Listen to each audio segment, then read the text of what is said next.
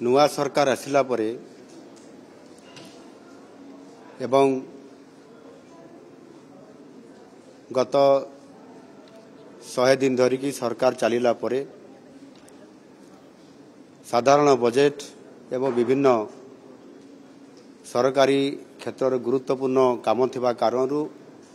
जोटा साधारणतः भाव में जिलापाल मानकर सम्मिलनी हुए ताकू एबे तार आवश्यकता मन करी नुआ सरकार जिलापाल सम्मिलनी एवं आरक्षी अधीक्षक मानकर मध्य सम्मिलनी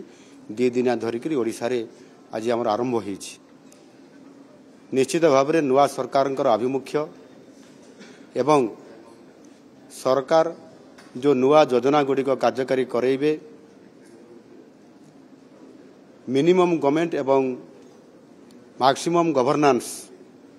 ये कथा को आधार करी आम सरकार तार नीति स्पष्ट करी जो योजना गुड़िक कार्यकारी करेबे ताहा विशेष करिकी साधारणतः भाव में यार कार्यान्वयन एवं तार सफलता जिलापाल मानक उपरे मध्य बहुत निर्भर करिथाय। आउ सेही कारणरू जिलापाल मानकर सहित एवं वरिष्ठ अधिकारी मानकर सहित शासन एवं प्रशासन सहित जदि मिलित उद्यम करा जीवो ताहले ताहा सरकारंकर योजना सफल हो पारिबो, लोक माने न्याय पारि पारिबे एवं प्रदेशर विकास प्रभुत्व हबो एवं आर्थिक क्षेत्र में मध्य ताहार डेवलपमेंट हो पारिबो। याकू आधार करी आज जिलापाल सम्मेलनी रे तांकर सहित एकाठी रहिबा 2 दिन धरिकी एवं ताहा सहित मध्य जिला स्तर में विभिन्न